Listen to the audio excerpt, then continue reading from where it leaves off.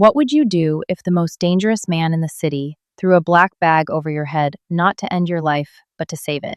You wake up in a fortress, surrounded by armed guards and high stone walls, only to realize the monster who took you is the only thing standing between you and a gruesome death. But here is the terrifying twist. Once he's saved you, he decides he likes the way you look in his cage. He didn't just steal you from his enemies, he stole you from the world. And he is never, ever giving you back. The rain was coming down in sheets across the slick pavement of West 77th Street, washing the grime of New York City into the storm drains. Lucy Hayes pulled her trench coat tighter around her slender frame, her boots splashing through puddles as she hurried away from the glowing facade of the New York Historical Society. As a senior archivist, Lucy's life was defined by the past dusty manuscripts, forgotten treaties, and the quiet, predictable hum of climate-controlled preservation rooms. She liked things that could be categorized, filed away, and understood. The present, however, was about to become dangerously chaotic. As she turned the corner onto Columbus Avenue, the streetlights flickered and died, plunging the block into an eerie, unnatural shadow. Lucy's breath hitched. She tightened her grip on her umbrella. A black Lincoln Town car idled at the curb, its headlights off, exhaust pluming in the frigid October air. Before she could step around it, 4 doors opened simultaneously. Heavy boots hit the wet asphalt. 3 men in dark, tailored suits stepped out, their faces obscured by the shadows and the driving rain. "Lucy Hayes," the tallest one said. It wasn't a question. His voice was gravel and smoke, carrying a distinctly rough Brooklyn accent that felt entirely out of place in the Upper West Side. "Vincent Russo sends his regards. Get in the car." Lucy's blood ran cold. Russo. The name meant nothing to her, yet the sheer malice in the man's tone sent a primal warning through her nervous system. "I think you have the wrong person," she stammered, taking a step back, her eyes darting around for any sign of a pedestrian. A cop. Anyone. The street was dead. "We don't make mistakes," the man sneered, reaching inside his jacket to reveal the dull steel of a suppressed pistol. "Your old man left something that belongs to us. Now, you're going to tell us where it is, or we're going to start taking you apart right here on the sidewalk." Panic seized her throat. Her father, Arthur Hayes, had been a mild-mannered accountant who died of a sudden heart attack 6 months ago. He was a boring, quiet man who collected vintage stamps and watched Jeopardy. This had to be a mistake. "I don't know what you're talking about," she screamed, dropping her umbrella and spinning on her heel to run. She didn't make it 2 steps. A heavy hand clamped down on her shoulder, spinning her back around. The man raised his weapon, the silencer aimed directly at her chest. "Wrong answer, sweetheart."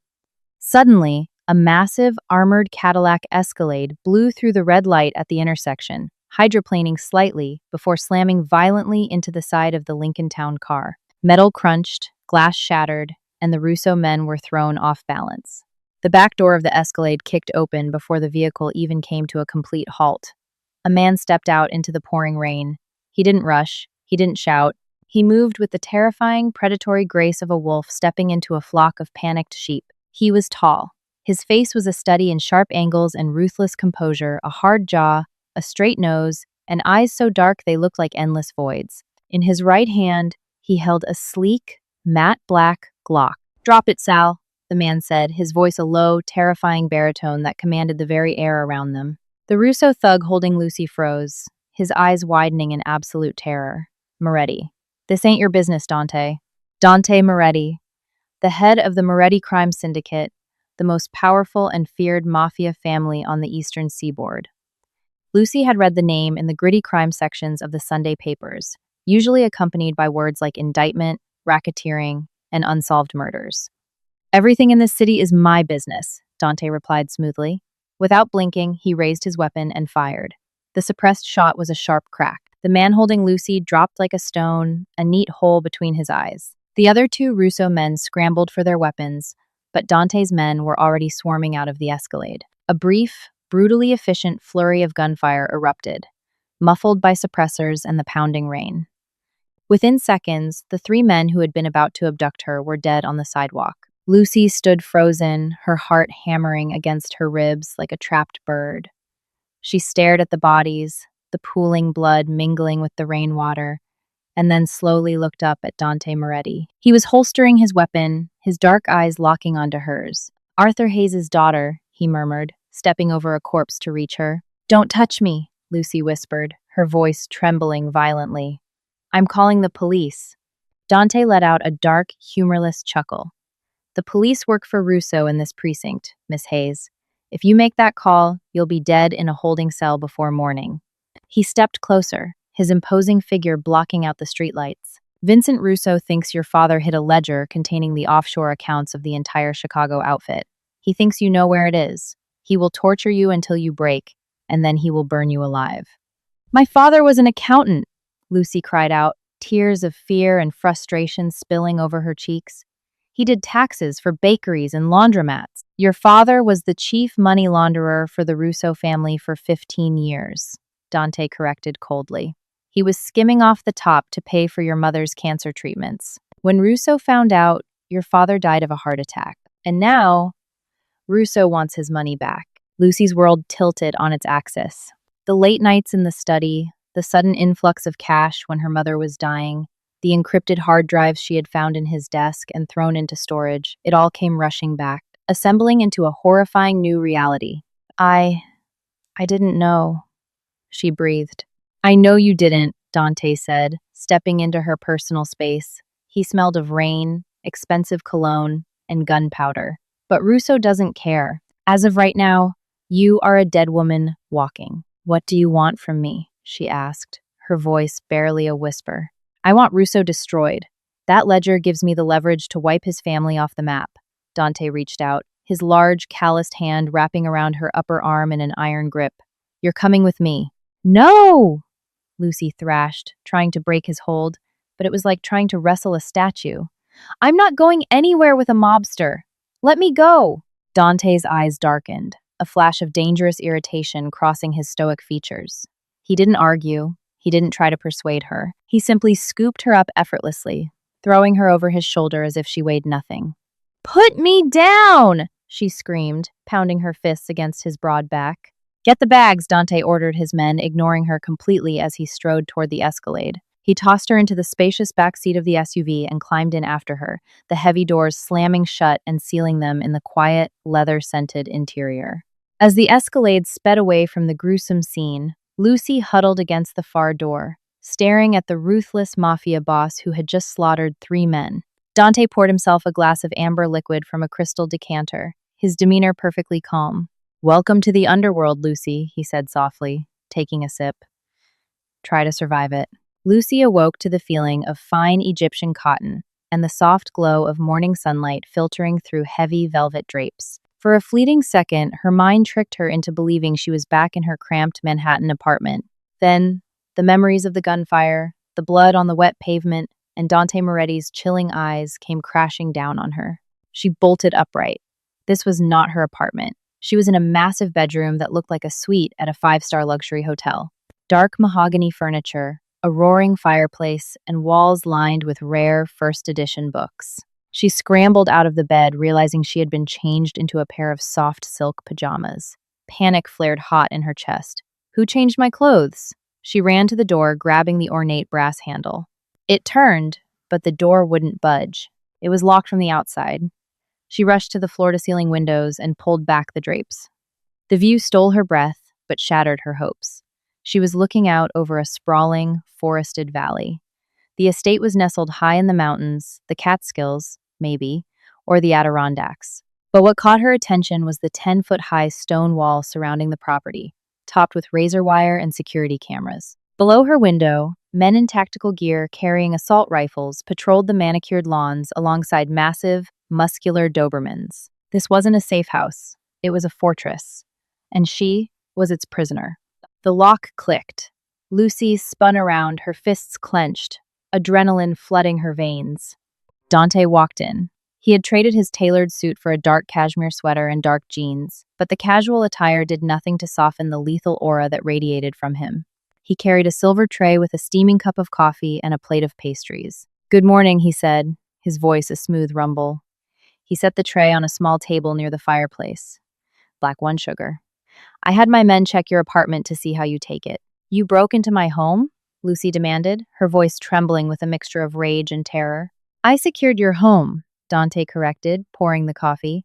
Russo's men tossed the place 2 hours after I pulled you off the street. They tore the walls down to the studs. If you had gone back there, they would have found you. He walked toward her, stopping just a few feet away. His dark eyes scanned her face, analytical and intense. You slept for 14 hours. Shock will do that. I want to leave, Lucy said, trying to keep her voice steady. I don't know where my father's ledger is. I can't help you. Just let me go. Dante's expression remained an unreadable mask. You leave this compound, you die. It's that simple. Russo has placed a $2 million bounty on your head. Every hitman, corner boy, and corrupt cop in the tri-state area is looking for you right now. Then give me a new identity. Help me disappear. No, Dante said flatly. The single word hung in the air, heavy and absolute. Lucy stared at him, bewildered. Why not? If I don't have the ledger. Because I don't believe you, Dante interrupted, stepping closer. The sheer size of him made the massive room feel claustrophobic. Your father was a paranoid, meticulous man. He wouldn't just throw away his leverage. He hid it somewhere. And he left you the breadcrumbs, whether you realize it yet or not. You are going to stay here, in my house, under my protection, until you remember. And what if I never remember? She challenged, tilting her chin up despite the fear gnawing at her insides. Dante looked down at her. For the first time, a flicker of something raw and dangerous crossed his eyes. A predatory possessiveness that made Lucy's breath catch. Then, you stay here forever. Over the next week, Lucy learned the boundaries of her new reality. The Moretti estate was a gilded cage. She had access to a sprawling library, a private chef, and indoor gardens, but she was never allowed outside the main house without an armed escort. She was a ghost, erased from the world. She also learned about the man who held her captive. Dante was a phantom in his own home. He spent hours locked in his study, running a vast criminal empire with ruthless efficiency. Yet, he always made a point to dine with her in the evenings. These dinners were psychological battlegrounds. Seated across from each other at a long mahogany table, the air between them crackled with tension. Lucy tried to push his buttons, to find a weakness in the armor of the mob boss. She threw barbs about his criminal lifestyle, his blood money, his arrogance. Dante absorbed it all with infuriating calm. He never raised his voice, never threatened her. Instead, he watched her. He watched the way her eyes lit up when she argued, the way she passionately defended her late father despite his crimes, the defiant tilt of her jaw. You think you're fighting me, Lucy, Dante said one evening, swirling a glass of Barolo wine, but you're just fighting your own survival instinct. You know I'm the only thing keeping you breathing. I'm fighting because you took my freedom, she snapped, slamming her fork down. You think buying me expensive clothes and feeding me gourmet food makes up for the fact that you own me? Dante set his glass down. The room went dead silent. He stood up slowly, walked around the table, and pulled her chair out, forcing her to stand and face him. He invaded her space, his chest brushing against hers, forcing her to look up into those endless, dark eyes. I don't own you, he whispered, his voice dark and hypnotic. I am protecting you, and you hate me for it because it makes you realize how utterly powerless you are in the real world. He reached up, his rough thumb gently tracing the line of her jaw. The contrast between his lethal reputation and the surprising gentleness of his touch sent a confusing jolt of electricity down her spine. I will keep you safe, Lucy, even from yourself. Lucy slapped his hand away, her chest heaving. Don't touch me. A slow, dark smirk curved the corner of Dante's mouth. Good night, Lucy. As he walked away, Lucy realized the most terrifying truth of all.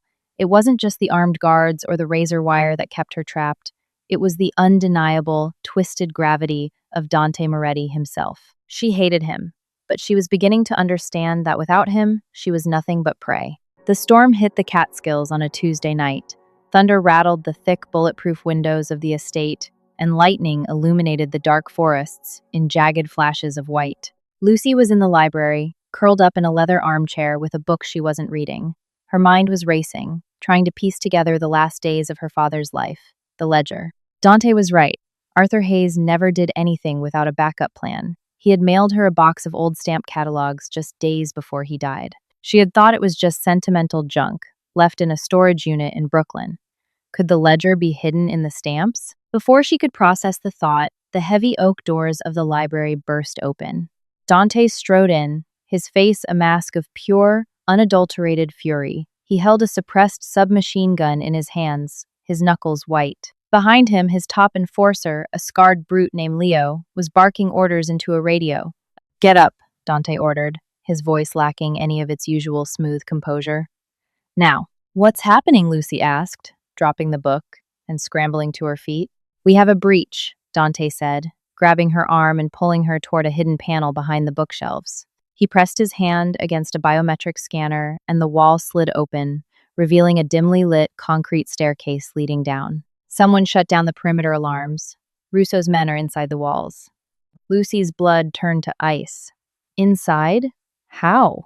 "A rat," Dante growled, pushing her ahead of him down the stairs. "Move, Lucy. Don't stop until we reach the bottom." The sound of distant, muffled gunfire echoed through the floorboards above them. Lucy's heart hammered against her ribs as they descended into the subterranean depths of the estate.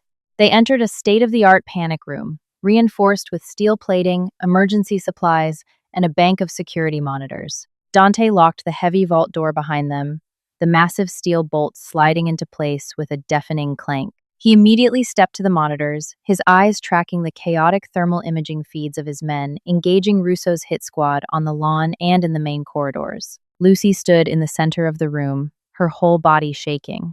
The reality of the violence, the sheer scale of the war she had been dragged into, was suffocating. "They're going to get in," she whispered, her voice cracking. Dante turned away from the screens. He walked over to her, grabbing her by the shoulders. His grip was bruising, but it grounded her, stopping her frantic trembling. "Look at me," he commanded. She forced her eyes up to meet his. "No one is getting in," Dante said, his voice a low, fierce vow. "My men are the best in the world, and even if they fail, no one touches you while I am still drawing breath. Do you understand me?" In the dim light of the bunker, the space between them vanished. The adrenaline of the attack stripped away the polite hostility they had maintained for weeks. Lucy looked at the ruthless mob boss, seeing the genuine, terrifying lengths he was willing to go to for her. He wasn't just doing this for a ledger anymore. The intensity in his eyes was deeply personal. "Why do you care so much?" she breathed, the question slipping out before she could stop it.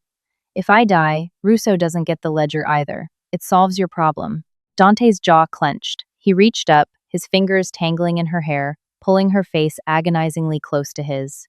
"Because you are mine," he rasped, his breath hot against her lips. "Russo thinks he can walk into my territory and take what belongs to me. He is dead wrong. You are under my protection, Lucy. You belong to the Moretti family now." The raw possessiveness in his words sent a shiver through her that had nothing to do with fear. It was a dark, twisted kind of comfort. She hated the mob, she hated the violence, but in that moment, she realized she felt utterly, completely safe in the arms of the devil. Suddenly, the radio on Dante's hip crackled to life. "Boss, it's clear. We neutralized the strike team. 12 dead. We lost 2 of our own." Leo's voice was grim. "And we found the rat." It was Silas. He disabled the south gate grid. Dante's eyes went dead, the warmth vanishing in an instant, replaced by a terrifying, cold void. Silas was one of his most trusted lieutenants, a man who had dined with them just 2 nights ago. "Bring him to the basement," Dante ordered into the radio. "Keep him alive." He turned back to Lucy, his expression completely detached. "Wait here." "What are you going to do to him?" Lucy asked, her voice trembling again as she saw the sheer murderous intent rolling off him. "I am going to send a message to Vincent Russo," Dante said smoothly, checking the magazine of his weapon. "A loud one." "Dante, please." Lucy stepped forward, grabbing his arm. "Don't do this. Hand him over to the police. Let the law handle it." Dante let out a dark, mocking laugh. He gently removed her hand from his arm. "The law doesn't protect people like us, Lucy. Blood does. Silas betrayed my family. He put you in danger. In my world, there is only one penalty for that. You're a monster," she whispered, taking a step back, the horrific reality of his world crashing back over her. Dante didn't flinch at the word. He stepped into the doorway, his silhouette framed by the harsh emergency lights of the corridor. "I know," he said softly, "but I'm the monster keeping you alive. Remember that when I come back." The heavy vault door closed behind him, sealing Lucy in the silence of the panic room. She sank to the floor, wrapping her arms around her knees. Dante Moretti was a killer, a tyrant, a criminal. But as she sat in the dark, listening to the muffled, agonizing screams that eventually echoed from the basement above, a terrifying truth began to take root in her heart. She was supposed to be his prisoner. She was supposed to be looking for a way to escape. But as the days turned into weeks in the sprawling, blood-soaked empire of the Moretti family, Lucy was slowly realizing that she no longer wanted to leave. She was falling for her captor, and the descent was going to destroy them both. The morning after the breach, the Moretti estate was a graveyard of silent tension. The storm had passed, leaving behind a crisp, bitterly cold dawn. Outside the reinforced windows, a crew of men in unmarked dark coveralls was quietly scrubbing the blood from the cobblestone driveway and repairing the shattered masonry of the south gate. Lucy sat at the edge of her bed, staring at her trembling hands. She had not slept. Every time she closed her eyes, she heard the muffled, agonizing screams echoing from the basement. Dante had not returned to her room. When the heavy oak door finally opened at noon, Lucy braced herself. Dante walked in, and the sheer exhaustion radiating off him was palpable. He had showered and changed into a fresh black Henley and dark trousers, but his hair was damp, and dark circles bruised the skin beneath his eyes. He smelled of strong espresso and faint, metallic copper, a scent Lucy instantly, sickeningly, recognized as blood. He didn't speak. He walked to the liquor cabinet, poured 2 fingers of Macallan 18, and downed it in a single swallow. "Is he dead?" Lucy asked, her voice raspy and hollow. Dante slowly turned to face her. His eyes, usually sharp and analytical, looked hollowed out. Silas is no longer a concern. And Russo just received a package that will ensure he thinks twice before sending a strike team to my home again. Lucy swallowed hard, fighting the wave of nausea. "He was your friend." "He was an employee who chose greed over loyalty," Dante corrected coldly, though the slight tightening of his jaw betrayed a sliver of underlying grief. In the Mafia, betrayal cut deeper than any blade. He walked over to the fireplace, resting his arm against the mantel, staring into the cold ashes. Russo paid him $3 million to shut off the grid. Silas thought he could take the money and disappear to Costa Rica. "But you caught him." "I always catch them," Dante whispered, looking over at her. "Trust is a liability in my world, Lucy. You learn to rely on fear. Fear keeps men in line when loyalty wavers." Lucy stood up, her bare feet padding softly across the Persian rug. The terror she had felt the night before had crystallized into something sharper, something far more pragmatic. She was trapped in a war zone, and the only way out, the only way to end the bloodshed, was to give Dante what he needed, to destroy Russo completely. "I know where it is," she said softly. Dante froze. He turned his head, his dark eyes locking onto hers with a sudden, predatory intensity. "The ledger?" "My father's backup," Lucy nodded, her mind racing as she pieced it together. Arthur was a meticulous man, but he was also incredibly nostalgic. When my mother got sick, he started acting paranoid. He told me he was organizing his vintage stamp collection, preparing to auction it off to pay for her medical bills, but he never sold it. A week before his heart attack, he mailed me a key and a manifest. Dante crossed the room in 3 long strides, his exhaustion vanishing, replaced by a terrifying, focused energy. "Where is the collection, Lucy?" "It's in a climate-controlled storage facility in Brooklyn," she said, looking up at his towering frame. "CubeSmart. It's a secure facility down on Delavan Street in Red Hook, Unit 408. I put all of his things there after the funeral because I couldn't bear to look at them." "A public storage unit?" Dante frowned, calculating the logistics. "It's too exposed." "It's the only place it could be," Lucy insisted, stepping closer, her determination overriding her fear. He collected rare German postal history. If he hid an encrypted microdrive or a set of offshore account numbers, he hid it inside the binding of one of those old Scott Standard postage stamp catalogs. He knew I wouldn't throw them away. He knew they would sit in storage until the dust settled. Dante stared down at her, his eyes searching her face for any sign of deceit. "If you're wrong, Lucy, and we walk into an ambush, we don't walk out." "I'm not wrong," she said, her voice steady, "but I have to go with you. The unit is leased under my name, and the biometric scanner at the front desk requires my thumbprint to access the secure floor. You can't just break in without triggering a silent alarm straight to the NYPD's 76th precinct.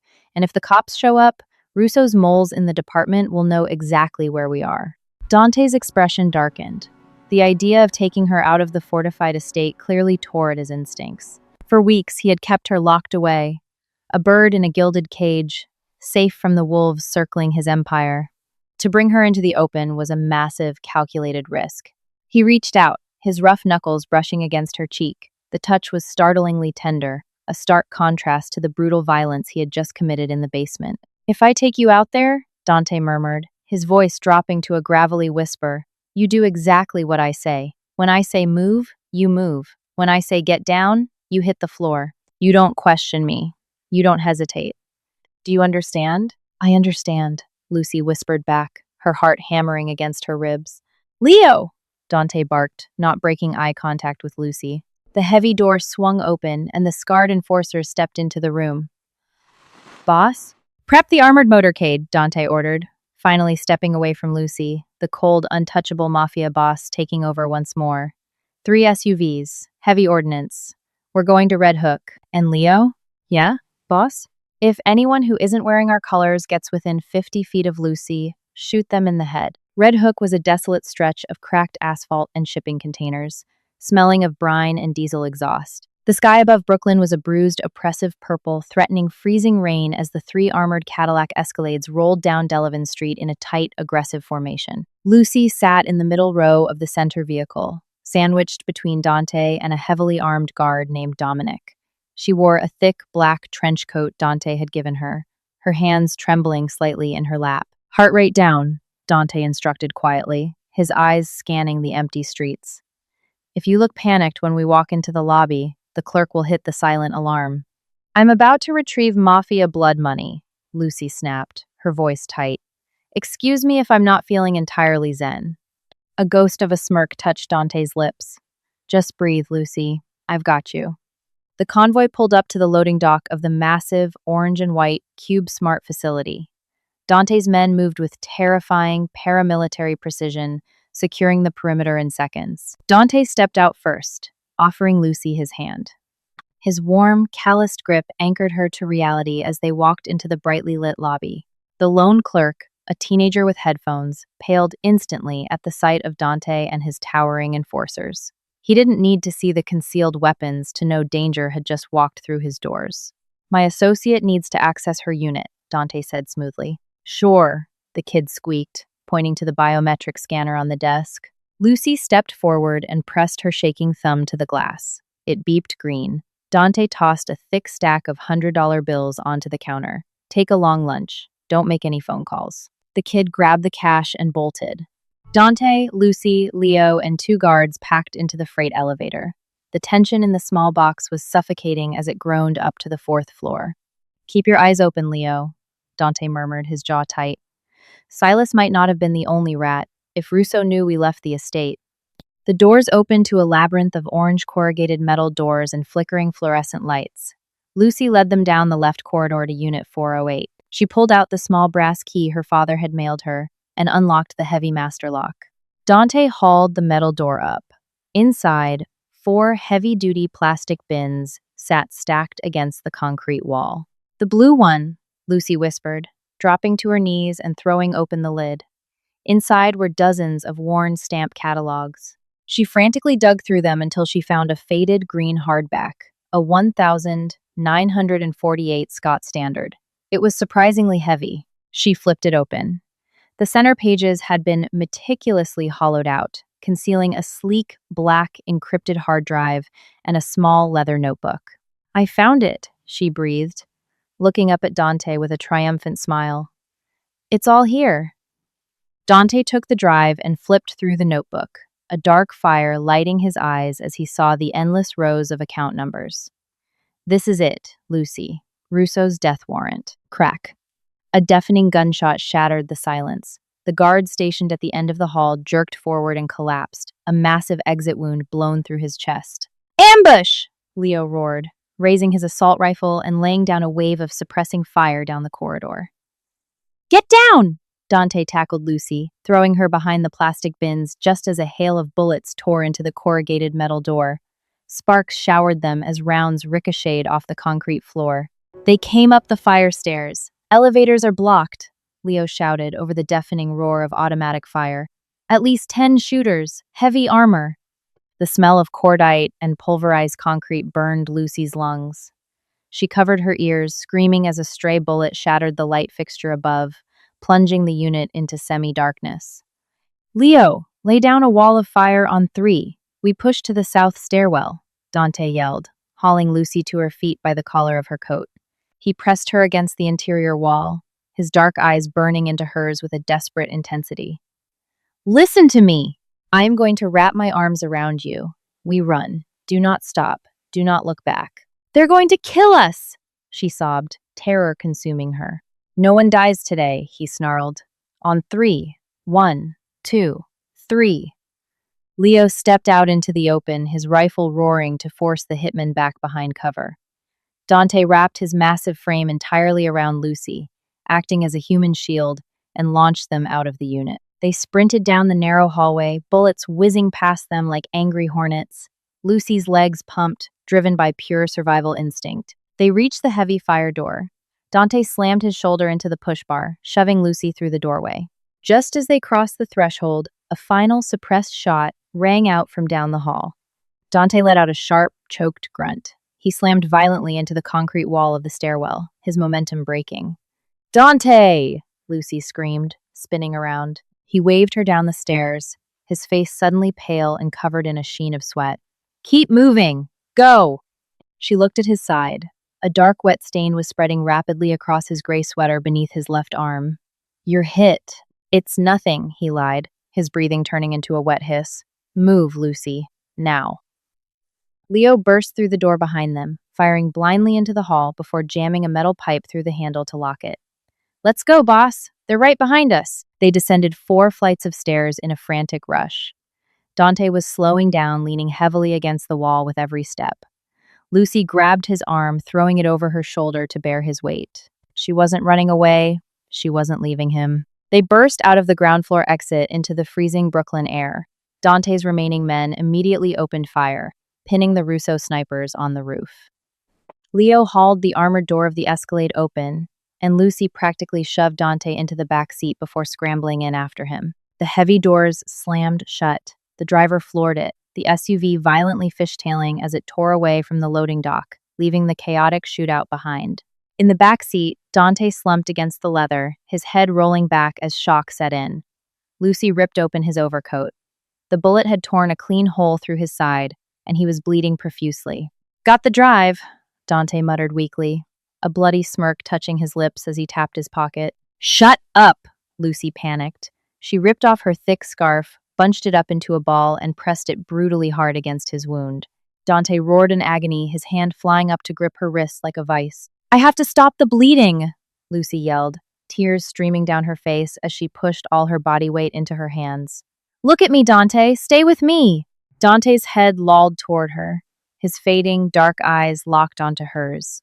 The untouchable king of the underworld was broken, and the captive he had taken was the only thing holding him together. You didn't run, he whispered, his grip on her wrist softening as a profound realization settled over his pale features.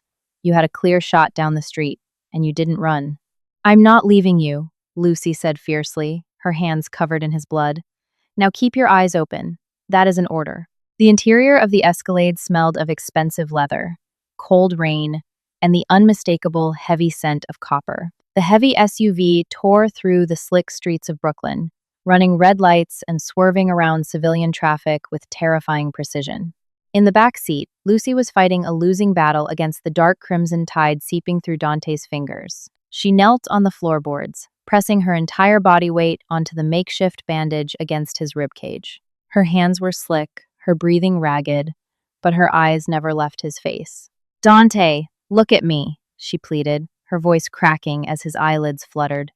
Don't you dare close your eyes. You told me no one dies today. You don't get to break your own rule. Dante's chest heaved with a wet, rattling gasp. His face, usually a mask of impenetrable, sculpted marble, was ghost pale and covered in a sheen of cold sweat. Despite the agonizing pain, a faint, breathless chuckle escaped his lip. He reached up with his free hand, his blood-stained fingers weakly gripping her jaw, bossing me around. In my own car, he rasped, his voice barely a whisper over the roar of the engine. You're getting bold, Lucy. Shut up and bleed quietly, she snapped, a tear slipping down her cheek and landing on his thumb. Leo, riding shotgun, was screaming into a burner phone. I don't care if he's in surgery. Get Dr. Sterling to the Lexington safe house right now. Tell him to prep for a through-and-through trauma to the left flank, possible lung puncture. We are 5 minutes out. They didn't return to the sprawling compound in the Catskills. The drive was too long. Dante would have bled out on the interstate. Instead, the motorcade descended into the subterranean parking garage of a heavily fortified, unmarked brownstone on the Upper East Side. Before the vehicle even slammed into park, the doors were thrown open. A team of men hauled Dante out, placing him onto a waiting gurney. Lucy stumbled out after them, her trench coat ruined, her hands stained red. They rushed him into a state-of-the-art, underground medical facility hidden entirely from the world above. Dr. Sterling, a disgraced former chief of trauma at Mount Sinai, who now operated exclusively in the criminal underworld, was waiting with a surgical team. Get her out of here! Sterling barked, snapping on latex gloves as they transferred Dante to the operating table. No! Lucy shouted, pushing past one of the guards who tried to guide her away. I'm not leaving him! Let her stay, Dante growled. His voice was weak, but the absolute, unquestionable authority in his tone froze every man in the room. He looked at Sterling. Do your job, Doc. She stays where I can see her. Lucy stood in the corner of the sterile room, her arms wrapped tightly around herself, shivering uncontrollably as the adrenaline began to crash. For 2 agonizing hours, she watched as the surgeon worked frantically to repair the damage. The bullet had cracked a rib and missed Dante's lung by less than a millimeter, tearing through muscle and a minor artery before exiting his back. As she watched the brutal reality of his world play out under the harsh surgical lights, a profound shift occurred within her. She thought back to the mild-mannered life she had lived just weeks ago, the quiet archives, the boring dates, the predictable routine. It felt like a lifetime away. She realized, with a terrifying jolt of clarity, that she didn't want it back. She didn't want the safety of the mundane. She wanted the dangerous, electric, violently loyal man bleeding on the table in front of her. When the surgery was finally over and Dante was stitched up and pumped full of morphine, the medical team cleared out, leaving Lucy alone with him in the quiet, dim recovery room. She pulled a chair to the side of his bed and sat down, gently taking his heavy, calloused hand in hers. She didn't wipe the dried blood off her own hands. It felt like a permanent mark, a baptism into his world. Hours passed. The quiet hum of the heart monitor was the only sound in the room. Just before dawn, Dante's fingers twitched against hers. His dark eyes slowly opened, heavy with painkillers and exhaustion, but instantly sharp as they found her sitting beside him. You look terrible, he murmured, his voice a gravelly rumble. Lucy let out a wet laugh, a fresh wave of tears springing to her eyes. You should see the other guy. Dante shifted, wincing slightly as the stitches pulled. He looked at her hands, still stained with his blood, and then up at her face. The cold, calculating Mafia boss was gone. In the quiet intimacy of the room, he looked vulnerable, entirely stripped of his armor. I gave you an out, Lucy, he said softly, his thumb gently stroking her knuckles. When the shooting started, you had the drive. You could have handed it to Leo and vanished into the city. I wouldn't have sent anyone after you. I know, she whispered, leaning forward, resting her forehead against his arm. Why didn't you run? He asked, the question carrying a weight that demanded absolute honesty. Lucy lifted her head, looking deep into the endless voids of his eyes. Because my home isn't an apartment in Manhattan anymore, Dante. I'm exactly where I belong. A dark, possessive fire flared in Dante's eyes, overriding the haze of the drugs. He reached up, threading his fingers through her hair, and pulled her down to him. His lips crashed into hers. It wasn't a gentle kiss. It was hungry, desperate, and fierce, acclaiming. Lucy kissed him back with equal ferocity, her hands gently framing his face, accepting the devil's bargain completely. In that underground bunker, surrounded by the scent of antiseptic and danger, the hostage became the queen. It took Dante exactly 12 days to recover enough to stand without assistance, but his mind never stopped working. Within hours of waking up, the safe house became a war room. The encrypted hard drive Lucy had pulled from her father's stamp catalog was a goldmine of catastrophic secrets. As Dante's tech team cracked the encryption, the true scope of Arthur Hayes' genius and Vincent Russo's greed was laid bare. Lucy sat next to Dante at the long dining table, watching the financial data scroll across a massive monitor. Your father didn't just launder Russo's money, Dante said, his eyes scanning the endless rows of data. He tracked it. Every penny Russo skimmed from the other 5 families in New York. Dante paused the screen, pointing to a specific series of routing numbers. Here, the Pictet Group. It's one of the most exclusive, heavily guarded private banks in Geneva, Switzerland. They specialize in extreme wealth management and absolute anonymity. Russo wasn't just stealing from the cartel and his rivals. He was funneling billions into off-the-books Swiss accounts, preparing to abandon his own men and flee the country. Lucy stared at the screen, a chilling realization washing over her. That's why Russo was so desperate to find me. If the other families found out he was stealing from them, they would skin him alive. Dante finished with a ruthless smirk. He leaned back in his chair, the gears of his empire turning. He didn't even need to fire a single bullet to win this war. Leo. The scarred enforcer stepped into the room. Boss, print the ledger, all of it. Highlight the Pictet Group transfers, Dante ordered, his voice echoing with absolute authority. Send copies to the heads of the Lucchese, Bonanno, and Gambino families. Send a copy to the Sinaloa cartel liaisons in Queens. Let them know exactly how much Vincent Russo has stolen from them over the last decade. Leo grinned, a terrifying, predatory expression. Consider it done. Russo is a dead man walking. The fallout was instantaneous and utterly catastrophic. Within 48 hours, the criminal underworld of New York City erupted. Stripped of his money, his allies, and his protection, Vincent Russo's empire collapsed overnight. His own lieutenants, realizing they had been betrayed, turned on him to save themselves. On a cold Thursday evening, Dante received a brief encrypted text message. He read it, deleted it, and tossed the phone onto the desk. It's over, he announced, looking up at Lucy, who was curled up in a leather armchair by the fire. Russo was found in the trunk of a car at JFK Airport. The other families handled it. Lucy let out a long, shaky breath. The nightmare that had started in the pouring rain on the Upper West Side was finally finished. Her father's killers were dead. She was safe. Dante stood up slowly, walked to his safe, and pulled out a thick, manila envelope and a black canvas duffel bag. He set them both on the coffee table in front of Lucy. What is this? She asked, her heart suddenly pounding in her throat. A new Canadian passport, a pristine social security number, and $3 million in untraceable bearer bonds, Dante said. His face was a completely unreadable mask, his voice devoid of any emotion. There's a private jet waiting at Teterboro Airport. It will take you to Vancouver or anywhere else in the world you want to go. Lucy stared at the envelope, a cold, sickening knot forming in her stomach. You're sending me away?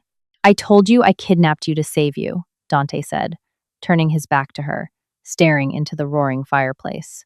His posture was rigid, his hands shoved deep into his pockets. The threat is neutralized. You don't have to be a prisoner anymore. You can go back to being a civilian. You can have a normal life, Lucy. A normal life? Lucy stood up, her voice trembling with rising anger. She walked over to him, grabbing his arm and forcing him to look at her. You drag me into the underworld. You force me to watch men die. You make me fall in love with you. And now you're just going to put me on a plane? Dante's jaw clenched tight enough to crack his teeth. This world will destroy you, Lucy. If you stay with me, there will always be another Russo. There will always be a target on your back. Every time I walk out the door, you'll wonder if I'm coming back in a body bag. I don't care, she shot back fiercely. I care! Dante roared, his sudden shout echoing violently off the walls.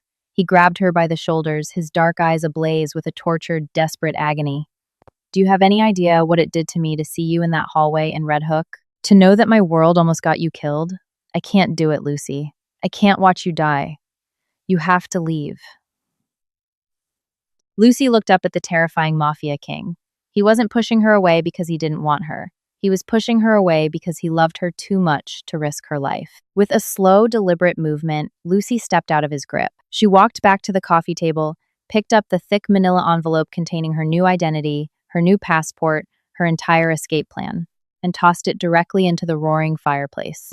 Dante's eyes widened in shock as the flames instantly consumed the paper, curling the edges of the passport and turning her only ticket out of the underworld into ash. What the hell did you just do? He breathed. I'm making the choice for both of us, Lucy said smoothly, crossing the room until she was standing flush against his chest. She reached up, her hands sliding around the thick muscles of his neck. There is no normal life for me anymore, Dante. The only thing I am afraid of is a life without you. Dante stared at the ashes in the fire, and then down at the fierce, beautiful woman in his arms. The war inside him shattered. The stoic, untouchable king of the city finally surrendered. He wrapped his massive arms around her waist, lifting her off her feet, burying his face in the crook of her neck as he breathed her in like oxygen. You're crazy, he whispered roughly against her skin, a dark, triumphant smile finally breaking across his face. You know I'm never going to let you go now. Never. I'm counting on it, Lucy whispered back, kissing the side of his jaw. She had been kidnapped, dragged into a world of violence, and locked in a fortress. But as Dante carried her out of the study and toward the bedroom, Lucy knew she wasn't a captive anymore. She had walked willingly into the devil's cage and she had swallowed the key. And that is how the hostage became the undisputed queen of the underworld. Sometimes, the monster in the dark isn't the one trying to destroy you. He's the one waiting to burn the rest of the world down just to keep you safe. Lucy thought she was losing her freedom, but instead, she found a man whose terrifying loyalty gave her more power than she ever imagined. What started as a desperate kidnapping to secure a ledger turned into a twisted, unbreakable bond forged in blood and bullets. Would you have run when the bullets started flying? Or would you have stayed to save the villain? If you loved this intense Mafia romance story, smash that like button to let us know. Don't forget to share this video with your friends who love a dark, possessive romance with high-stakes drama, and hit subscribe with the notification bell turned on so you never miss our next thrilling story. See you in the next one.